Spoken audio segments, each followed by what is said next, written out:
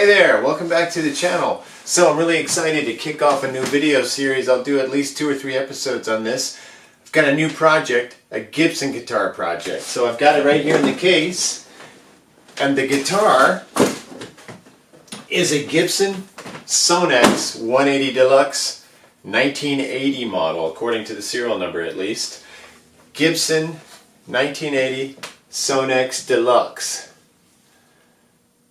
And these are kind of rare-ish, not because they're like super desirable or anything, but because they were only made for about 3 years. This is a 1981.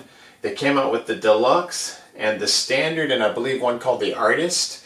And then they only ran them for about 3 years, from like 80 to 83. I'll get more into the details. I've got some articles pulled up and a wiki and whatnot with some history and information about the model. But the Deluxe was the cheapest one. It was only $299 in 1980, which, you know, is not super cheap in 1980, but compared to the Les Paul, which I believe was like somewhere in the $799 range standard, and on up if you wanted a custom or whatever. So it was a cheaper guitar, and I think it was Gibson's attempt to kind of make like a cheap, sort of like a Squire type of guitar. And also, from what I understand, it gave Gibson the ability to sort of sell the guitar in markets where they wouldn't ordinarily not be able to penetrate. So this was also marketed as the Gibson Guitar Company, as opposed to a Gibson. You get the Gibson name on the headstock, which is kind of nice. And I've noticed that these things are going up in value, surprisingly. They're not known for being like these incredible guitars. In fact, a lot of people hate the way they look and hate the way they sound. And I have to say that I never got on with the guitar. I bought the guitar to just have a nice punk rock player. I had read that Thurston Moore played one, and apparently he popped all the frets off, or maybe got it in that condition, I don't know. And he had 4 strings on it, tuned to some kind of crazy tuning, and he'd whack at it with drumsticks. I have never seen evidence of this, and I've never seen him in possession of this, like on videos or anything.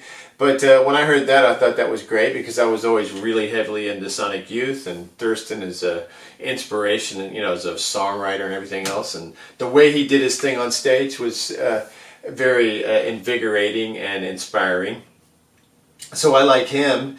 And then Ving from Fear played one of these in Decline of Western Civilization. They're seen at the end.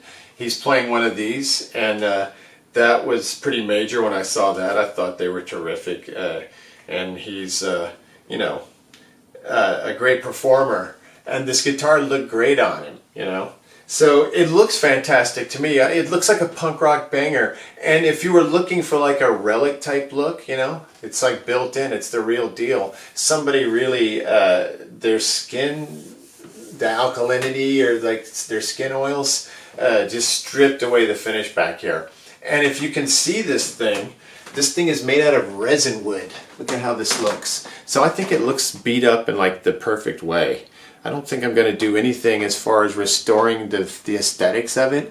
The neck is kind of brutal looking, but it's also kind of cool the way it's stripped. I mean, people actually go out of their way to get finishes like this, and this has just sort of naturally occurred. I didn't do anything with it, and I like the idea of not having to baby it, because one of the reasons I got a little burned out and bummed out by having my custom is it's such a nice guitar. It's a collectible guitar. It's got so much personal meaning to me, and I value it so much that I was scared to take it out and play it. And I actually hit the headstock a little bit on a cymbal, which put a little mar in the back of it, which really scared me. I was able to fix it with no problem, and you can hardly tell that it was ever there. But it was a little warning, you know, like this guitar is going to get screwed up, especially the way I perform on stage. I'm a little rambunctious. So this is like the perfect way to do the Gibson thing live, you know. You can just get crazy with it. You don't have to worry about it. If the worst thing happened and the headstock snapped off, no big deal. You just get it repaired and keep rocking. It's made out of this funky resin wood, which I find to be fascinating. It was an attempt by Gibson to make a cheap guitar out of something that wasn't, you know, expensive wood like mahogany or Carina, you know, Limba or whatever, maple. Because typically a Les Paul, you know, if you look at a Les Paul, especially the custom, and the standard's the same way, you have a Les Paul with a mahogany body, right? But then you have this maple cap, you know, which gives it like a little brightness. And then you have the ebony fretboard and the mahogany neck. With this guitar, the Sonex, you're not getting any nice mahogany. What you're getting is a very thin, I saw it, and I'll show you all the documentation because I took pictures and I videoed every step that I've taken so far. I'm not done yet. I'm about 2/3 of the way through. Had a little hiccup, and we'll get to that. But I was able to see when I was inside the body with the pickguard off, because instead of having a control cavity on the back like a normal Les Paul, it's actually all the electronics are mounted on the flush on the pickguard like a Strat. So you just kind of slap it into place, and the body's routed out like a Strat inside. But because of that route, I was able to see how they constructed the guitar. And it's not exactly as you would picture it, because it says that it's mahogany core coated with resin wood. Actually, what's going on, if you look at the guitar, is there's like a flat piece of mahogany that constitutes sort of the bottom of the guitar, like maybe up to almost like half of the guitar is this sort of pancake body of mahogany. And, okay, I know what it is now that I'm looking at it from this angle. The part that constitutes the neck joint, so you see the thickness here, this line, that amount of guitar is real mahogany. It goes all the way around. It's like a flat piece of wood, like a pancake body. Now, on top of that are layers of this resin wood, like they're like this thick, sandwiched up to build the rest of the body up. And then it has like a coating on it that they then sprayed the finish over. And I'm assuming that the coating is whatever the resin wood is, which I believe is chucked up bits of mahogany, sawdust, whatever, with some kind of adhesive, you know, like a glue, like what would be in a poly type finish, or, you know, just like a finish. And then you mix all this solvent, I guess it would be like a solvent. You mix all this together and it creates, you know, like almost like MDF. It seems like it's almost like MDF. That's the closest, and it almost like kind of sounds plunky, thunky. Like this has the nice maple mahogany sound of like bonking on solid wood with resonance. This has more like a countertop feel to it, kind of a clunky, plasticky Squire feel, you know, like almost like poly, but also just weird, very strange. But playing wise, it sounds okay and it plays great. The neck is actually really nice. This is something I think if you're looking for a cheap Gibson and you like sort of a fatter, more towards a 50s neck, it's not all the way 50s. I mean, it's not baseball bat, but it's not the slimline 60s either. It's like somewhere in between. I like it because it's not quite as nice as this 60s slimline is what this 80s custom. This is an 86 custom. They were going for that 60s feel. That's my favorite Les Paul neck, but this is darn close. It's a little fatter and it feels great and it plays great. So that kind of blew my mind, because when I originally got this guitar, I could not get on with it.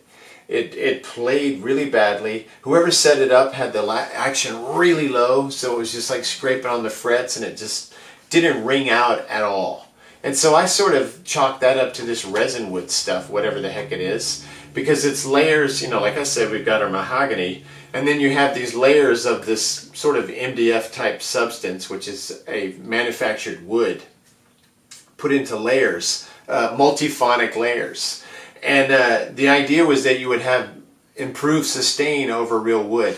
I can't believe that that's the case. Like maybe the notes ring out or whatever, but the quality of the note is not going to be, you know, anywhere near as good as like a nice piece of mahogany like you would get from a real Gibson. I would not think. And the tonal quality of this guitar is interesting. I would not say it's sweet or beautiful or wonderful, but it is suitable for rock and roll. And it's interesting. It's different. It's kind of maple-ish. So the neck is fatter. It almost has like a 50s kind of Les Paul vibe. Not quite that far, but thicker than the 60s profile that you typically feel on, like, you know, the Les Paul Customs, unless you went for that 50s thing, if you're going for the 60s thing. So it has more of an in-between 50s and 60s neck. But the actual composition of it, I think, is all of this Resonwood stuff. Because it does not feel like mahogany. And I can see that on the headstock, it looks like, I don't know if you can tell from the lighting in here and this camera, but there's like a little line here, goes across and down, where you can tell this is like a mahogany piece that they just glued on. And then the neck part of it, the joint starts here, and then on down we go. And I'm not sure what's going on here. But it feels very satiny, you know, because the paint has worn away, the nitro has worn away. If they even use nitro, I don't know for sure. It could be some kind of poly finish. I wouldn't be surprised if it was a poly finish, but it's a satin kind of semi-gloss finish. It's actually kind of in style, you know, the look of it. It's kind of looks like a relic guitar with a matte black finish.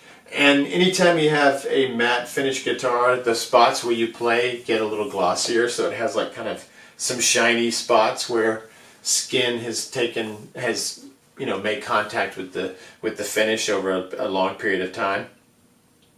But I don't know what this neck is made out of, and I thought about doing some work on the neck. I thought about like maybe taking some steel wool, maybe just taking it down a little, and maybe putting a thin coat of shellac on it. And I thought maybe, you know, there's a pretty decent sized gap here. And I read about bolt-on necks and the gaps between the body. And most people say, you know, don't get too obsessive with that, because the bolt-on neck is not designed to wrap around the neck joint in the same way that a set neck is. It's a different design characteristic. And so one of the things people talked about was putting like veneer shims in here to get better contact. But I was thinking if I wanted to change the way this neck feels, because it does feel a little dry and a little rough because this finish has given way.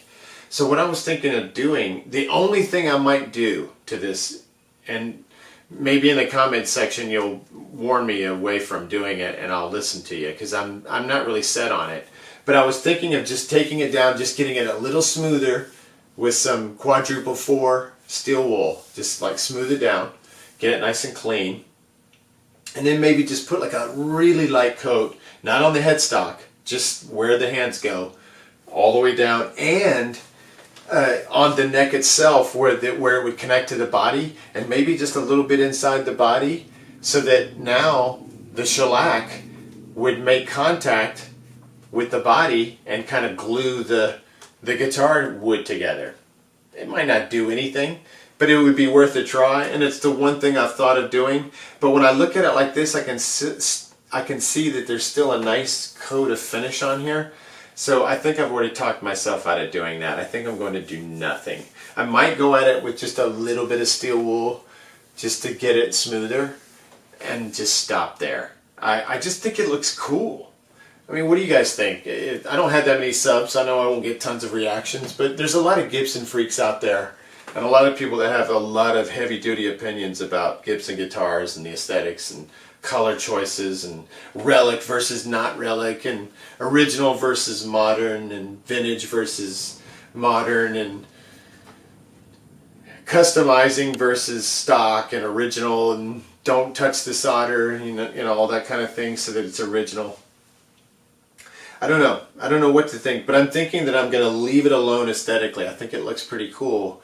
And I will go over, you know, what I did with the guitar with you, because I've got it all documented on video. But I did want to just pick up the computer really quickly and just go over some of these articles about the Sonex, because I do find the history of it fascinating. So anyway, I'm going to this site, Vintage Guitar and Bass, which I think is a fantastic site if you haven't seen it before. But anyway, there was something I wanted to address, because this is something I've seen in the Gibson forums, I've seen it on the Seymour Duncan forums, I've seen it on Les Paul forums, I've seen it everywhere, like all over the internet. And that is the misconceptions about the pickups that are in the Sonex. And this is probably the most fascinating element of the guitar, is the evolution of the pickup design by Gibson during this time period. Okay, So the common misconception that I've learned about is that these pickups are dirty fingers or velvet bricks. Now, let me explain what's going on here. This pickup itself is not a velvet brick, and it is not a dirty finger. Dirty fingers came in the standard Sonex 180, not the Deluxe. This is the Deluxe, remember. It came in the standard, and it came in the artist, and it came in maybe, I'm going to read it on here really quickly, but I just wanted to give you an intro. It does not come in the Deluxe. Most people think that the Bill Lawrence designed velvet bricks comes in the Deluxe instead, because the velvet brick looks just like this. It has the zebra cream pole piece covers, you know, the covers here that are multicolored like this. They're cream. But the velvet brick typically has a blue or black lead, and these are called Sonex 180 Deluxe pickups, and they have gray leads. And I was actually following an eBay listing, and the guy offered me a discount on the pickups because I guess because I was watching it, you know. May even put it in the cart at one point because I thought about getting those for a second. And then I decided, you know what, I don't think those are velvet bricks, because I have learned that the ones in here are not, and they are labeled Sonex 180 Deluxe pickups. And that's exactly what the listing was showing. When you looked at the picture, they've got these weird stamped steel mounts that they go into the pickup mount. Because you can see here that it's got 3 screws, which is unusual. I don't think there's any other Gibson that does this. So you got 2 adjustment poles here, and 2 adjustment and 1 here. So it's like a 2-in-1 as opposed to a 1-in-1 per usual, which allows you to go like this back and forth to the pickup, kind of like get like strat level adjustments, you know, because you can separate them more. I don't know. That was the idea. So look at that. 2 screws here, 1 here, 2 screws here, 1 here.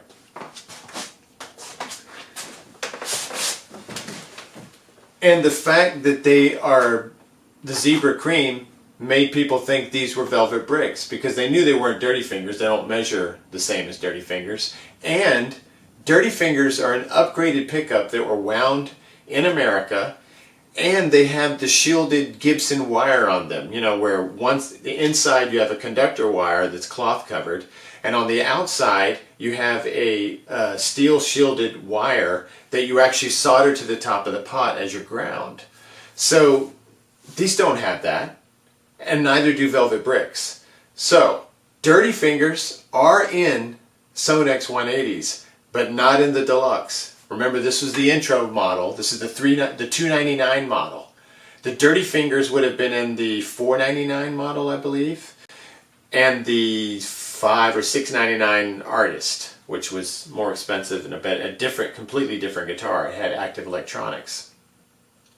So, and I think a coil tap, and I believe that the standard had a coil tap as well. The Deluxe does not. And this pick guard is a Chandler pick guard. It's an aftermarket pick guard, I learned, and it has the 2 spaces for the other bits of electronics that came with the artist.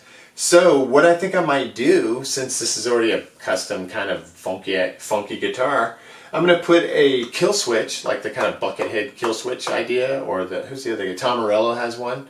That kind of thing, like a silver or black little push button right here to do a kill switch.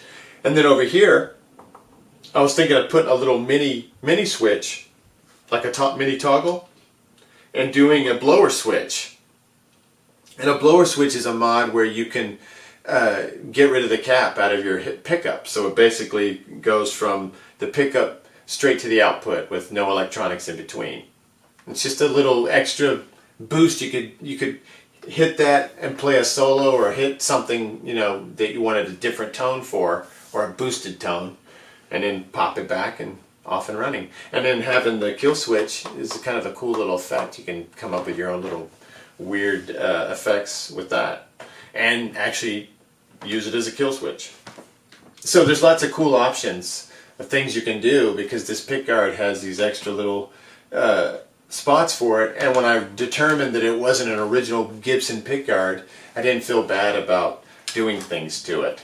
And I also didn't feel bad about replacing these pickups when I realized these are not velvet bricks and they're not dirty fingers and they don't sound very good. And I'm not the most particular person when it comes to pickups because there's a lot of factors besides the pickups themselves. What we're talking about with pickups is, you know, copper wire, magnets, and a wind pattern and a number of turns, you know. It's not rocket science, but there is some magic to it, right? These do not have it. They're okay. You could get by, and they kind of make sense for the guitar. It's like a punk rock beater, and they're sort of nasty sounding, so it sort of makes sense. But I started feeling like after playing it that if I just had some sweeter pickups in there, you know, it would actually be a pretty good player. But the reason that I'm trading out the pickups is not because they sound so bad and I couldn't take it anymore. If they had worked, I would have left them in. The problem is that the neck pickup does not work. I think it's shorted out, or there's a gap in the wind somewhere, or it's grounded out, because these pickups do not look good. They've been abused. When I bought the guitar, the neck pickup did not work. And I rewired the entire guitar, and I'm going to get to that, and I've got documentation of it.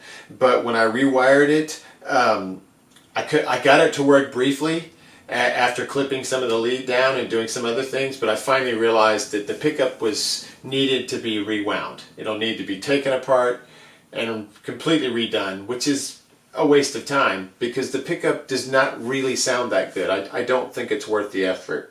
In my opinion, these Deluxe 180 pickups are not good pickups. I wouldn't waste your money or time on them. They're not velvet bricks. They're ceramic magnets.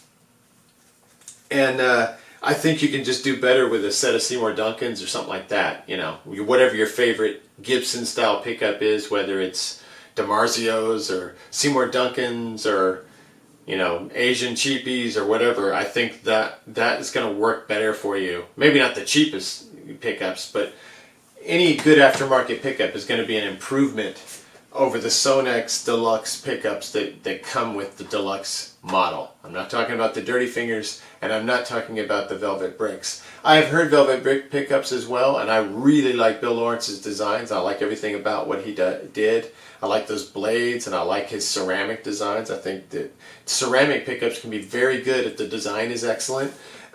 What I don't like is when they take a regular design and just use like a cheaper magnet, which is often the case with like ceramic pickups. And that's what this sounds like here. It sounds like a typical design where they just used cheaper elements so that you don't get as good a quality out of the sound.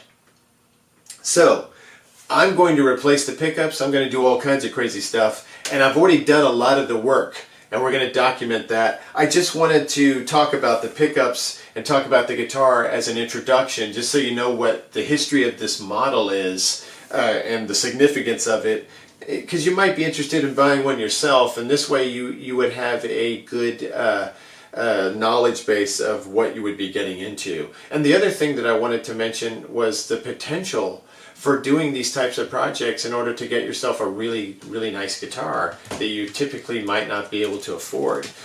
So I took this guitar. I bought this guitar originally for 178 bucks. It was like a punk rock beater, like I said.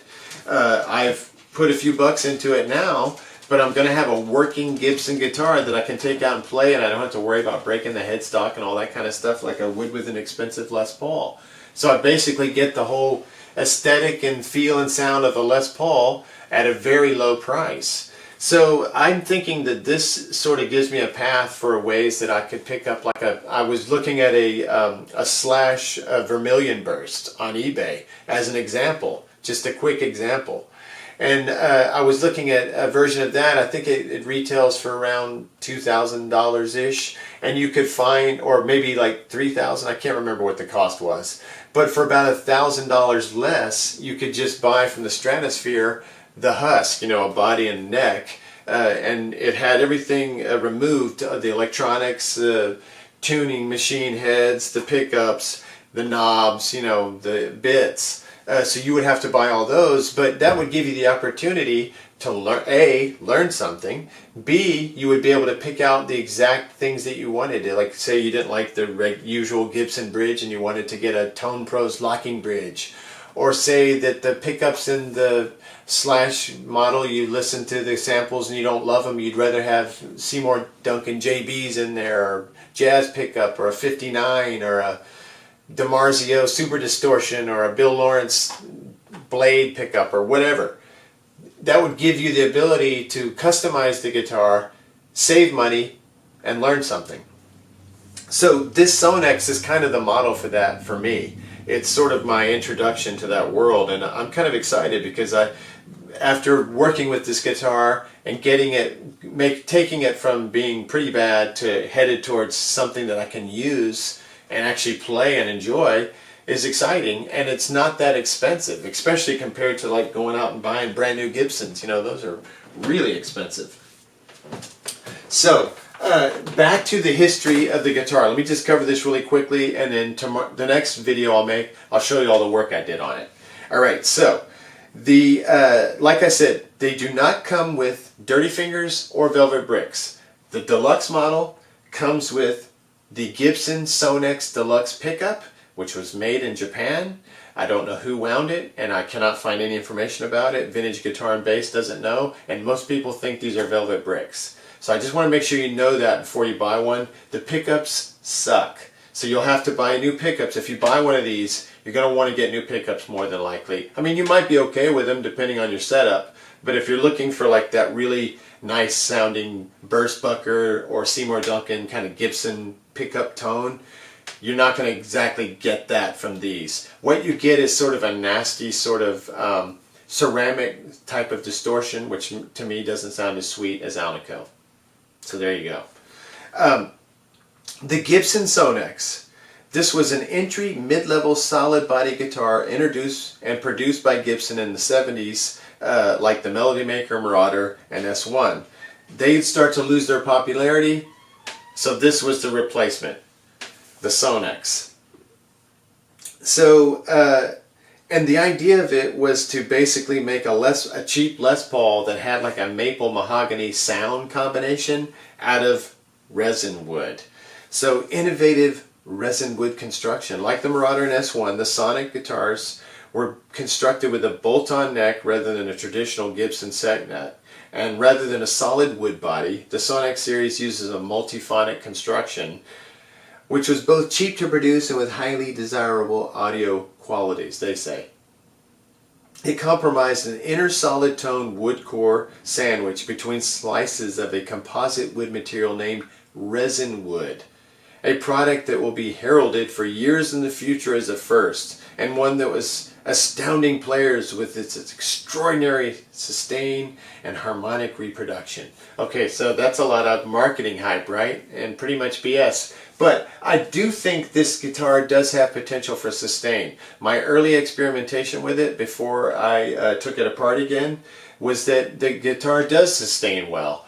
The tone of it was not fantastic because the pickups were that bad and the guitar had not been set up correctly yet. But I was beginning to get happy with this guitar acoustically. It was starting to ring out in a way that sounded very similar to the Gibson guitars that I've always played. So I'm beginning to get excited. I think that it will be a usable guitar that will sound decent, but that's a lot of hype. This is a funky kind of resin wood thing, and it's not going to sound as sweet as, you know, the mahogany Les Pauls you're used to. This was not the first time Gibson had used such materials, having produced a Kalamazoo range of guitars and basses from a similar pressed wood material 15 years earlier. So it's interesting to note how early this type of manufactured wood became a thing, because now it's much more commonplace. This guitar has a imitation rosewood. I think it's made out of pine. Engineered rosewood. It's a solvent with pine bits. And then, as we've talked about with resin wood, it's a solvent with glue and some kind of mahogany bits. So there were 3 original Sonex models. We have the Sonex 180 Deluxe, the Sonex 180 Standard, and the Custom, respectively. The next cheapest Gibson available in that year was the 335S Standard, which is a solid body version of the Gibson 335, and it was $499. In comparison, the Les Paul Standard was $849. So I said $799 earlier, it was $849. So if you could buy one of these, if your dad could go and get you one of these for your Christmas or birthday for $299, that was much more likely to happen than him going to get you a Les Paul Standard for $849, right? Especially if you're like a, garage band or whatever. Okay, so by 1981, the Standard's gone. So all they have now is the Deluxe and the Custom and the Artist. And theoretically, this was replaced by the GGC 700, and this was not a Sonex, as it had a mahogany rather than the Resonwood maple body with a set neck. But in all their ways, it was identical to the Sonex 180 Standard, including headstock, branding, pickups, and circuitry.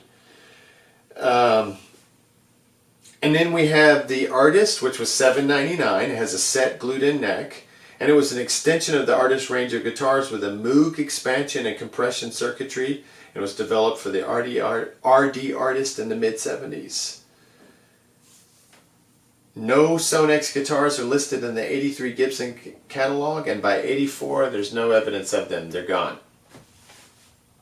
So it was really short-lived. There's only a few catalog appearances for the Sonex. It looks like there's 3 different appearances here.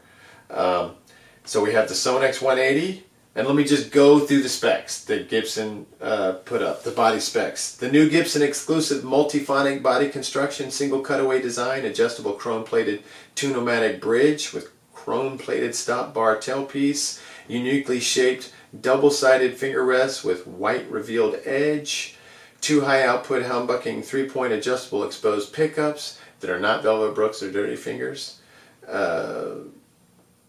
Velvet Bricks, I'm sorry, that feature 1 black and 1 cream coil 3-position toggle switch for pickup selection, individual or both pickups simultaneous, attractive, efficient black speed knobs. The neck, it says 1-piece select hardwood construction. I don't know, this could be maple. That's the only thing I'm thinking, it could be maple. So it's 1-piece select hardwood construction with the fingerboard nut 1 11/16, rosewood fingerboard with dot inlays, corresponding side dots. My side dots are worn off. Individually enclosed chrome-plated machine heads, and those work fine. They're Schaller style. And the colors came in a semi-gloss ebony, and then later white, silver high gloss finishes, candy apple red, silver burst, antique fire burst, and electric blue. And I've noticed a green one online that faded in the same way that my Gibson Victory bass faded. It turns to like an army green color. It's really weird. Kind of cool looking though. And it's sort of like on trend right now. I've noticed that colors on cars and other, I think Gibson has some guitars that are sort of painted that color. It's like the Government Series Flying V's and those. They're sort of like that. So anyway, it's an oddity. It's a funky little guitar. Then they have the specs for the Standard and the Custom, the Artist. And then they go into the Sonex multiphonic body construction. They show you how it works. Famous Gibson styling, famous Gibson quality. And I do think this is a quality neck.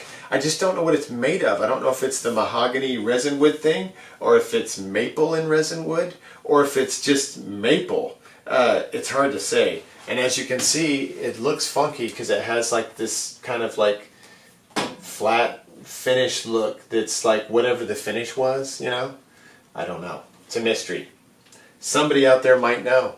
Somebody out there might have one like this that's even more worn down and can tell what kind of wood it is. I think the headstock is mahogany based on the way it looks. It looks like mahogany to me. And it sounds dark. It doesn't sound super tight like maple does, you know, when you bonk on it. The neck has a resonance that's similar to maple. It's like really hard sounding. I just don't know. And then as far as their prices go, here's one for $13.49. And then I looked on eBay, here's one for $900, another one for $800. I'm assuming this one would be, if I were to list it, it would be like $750 or something like that, $800, I don't know. They're going up in value because, like I said, I only paid $178 for it. And I used to see them all the time for like $350, you know. So they've gone up a lot, which was another kind of cool reason to get it up and running again. It's like, it's just sitting in a case doing nothing. At least I could have it out, you know, and play it some. Go out and play it live. So yeah, they're going up in value and they're surprisingly expensive. And I found one, at this point it was listed here at $4,000. And now I think he's selling it for like $1,500 on eBay. But it's never been played. It still has the plastic on the pickguard. It's got the original factory seal and sticker. Has like all the case candy and a really nice case. It's insane. And it looks like he dropped another like $600 off of it. The only thing, I don't know that I would recommend anyone buy a Sonex unless they already have one and they want to do what I've done, or you can get it really cheaply. I would not pay like, you know, tons of money for it, because you can get like a Les Paul Studio and it's a better guitar. So that's my recommendation. So I'm going to close this video now, and the next video we make, I'll go through all of the work that I did on it, because I've redone everything basically, as far as like the parts that make sound. All of the electronics, the pickups will be replaced, and we'll get to that, and I will do it on camera. But I did I redid all the electronics. I redid all the pots. There's a new switch. I'm getting a new Goto bridge. It came with a Goto bridge, and it's not a good bridge. It's one that has a wire on it, and it rattles and makes noise. So that's an easy improvement, and we'll get to that. But I just wanted to introduce the project and introduce the guitar, especially for those people out there that are looking for inexpensive Gibsons and potential project guitars. If you can get one of these cheap, but only get one if it's really cheap. Don't pay, you know, $1,000 and up for one of these. I would, if you're looking for a Les Paul type guitar, I would spend that kind of money on a real Gibson that's made of real wood, like a Studio at least. And they have some, you know, maybe an Epiphone or something. All right, next time. Thanks.